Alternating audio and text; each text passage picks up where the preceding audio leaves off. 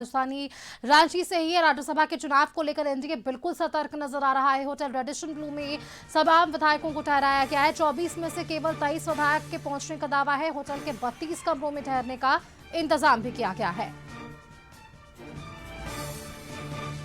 इस खबर पर अधिक जानकारी के साथ विशेष संवाददाता राजीव मोहन लगातार हमारे साथ बने हुए हैं।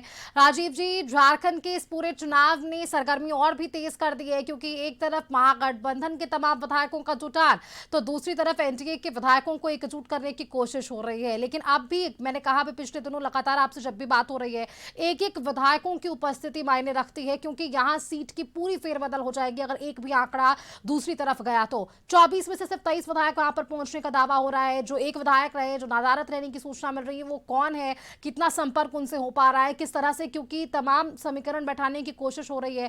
कल का ही दिन वो खास होने वाला है। देखिए, सबसे पहले मैं बता दूं कि राजधानी रांची में 5 सितारा होटल है रेडिसन ब्लू, उसी में सारे एनडीए के विधायकों को शिफ्ट किया गया है। और एनडीए के मुख्य सचेतक नवीन जायसवाल ने इसका दावा किया है कि 24 जो एनडीए के विधायक हैं उसमें 23 विधायक यहां आ चुके हैं कल शाम तक। एक रागिनी सिंह है धनबाद के विधायिका, वो यहाँ नहीं पहुंच सकती है, लेकिन उनके बारे में कहा गया है कि उनके ससुर जी की पुण्यतिथि थी, इसलिए वो कल नहीं आ सकी थी। हो सकता है वो आज शाम तक या दोपहर तक वो यहाँ आ जाए। तो इस तरह से ये कह सकते हैं कि होटल पॉलिटिक्स हो रहा है। भारतीय जनता पार्टी ने भी अपने तमाम विधायकों को, एनडीए के विधायकों को एकजुट करने के लिए इस होटल में शिफ्ट किया गया है। इस होटल में तकरीबन 32 रूम्स जो है बुक किए गए हैं और तमाम विधायकों को यहीं पे रहने का निर्देश दिया गया है।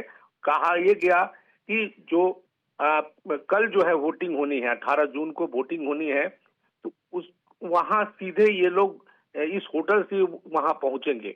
तो इसमें देखिए, ये खबरें ये है कि कहा तो ये जा रहा है कि जो विधायक हैं उनको प्रशिक्षण दिया जा रहा है ताकि कैसे वो वोट करेंगे किसी तरह से, ये क्योंकि एक एक वोट बहुत इंपॉर्टेंट है जैसा कि आपने बताया भी। तो इसलिए ये दावा किया जा रहा है कि इनको प्रशिक्षण दिया जा रहा है और प्रशिक्षण के नाम पर तमाम एनडीए के विधायकों को यहाँ शिफ्ट करने का निर्देश दिया गया है पार्टी आला कमान की तरफ से। लेकिन देखिए, ये राजनीति है और राजनीति में कोई बात का सीधा सीधा मतलब नहीं होता है।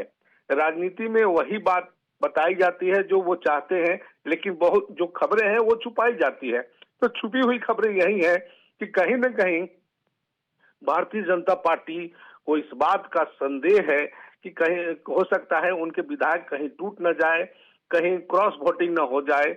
तो ये खबरें अंदर खाने से आ रही है और यही कारण है कि इससे पहले कहा जा रहा है कि झारखंड में कभी भी भारतीय जनता पार्टी ने होटल पॉलिटिक्स, रिजॉर्ट पॉलिटिक्स कभी नहीं की थी। और इस तरह के जब भी मौके आए हैं राज्यसभा चुनाव के, तो उन्होंने कभी अपने विधायकों को इस तरह से शिफ्ट नहीं किया था। लेकिन झारखंड के इतिहास में पहली बार हो रहा है कि भारतीय जनता पार्टी को भी अपने विधायकों को एकजुट करने के लिए होटल पॉलिटिक्स का सहारा लेना पड़ रहा है। तो ये बड़ी बात है, एहतियात बरते जा रहे हैं। कल इसका 5 बजे के बाद खुलासा ही हो जाएगा, क्योंकि कल वोटिंग है। कल 11 बजे से वोटिंग शुरू हो जाएगी और उसके बाद जो है 5 बजे के बाद काउंटिंग भी होनी है। तो इस तरह से जैसा कि आपने कहा कि महागठबंधन की तरफ से भी एहतियात बरते जा रहे हैं और एनडीए की भी तरफ से ये एहतियात बरते जा रहे हैं कि कहीं उनके विधायक टूटकर या कह सकते हैं कि किसी के प्रभाव में जाकर दूसरे को वोट न कर दे, क्रॉस वोटिंग न हो जाए।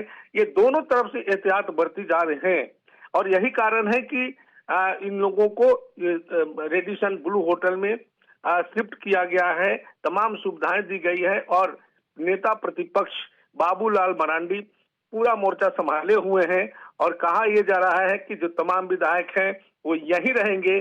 कल 11 बजे से ही, सुबह के 11 बजे से ही तमाम विधायकों का आना जाना सिलसिला लगा रहा, जो देर रात तक रहा।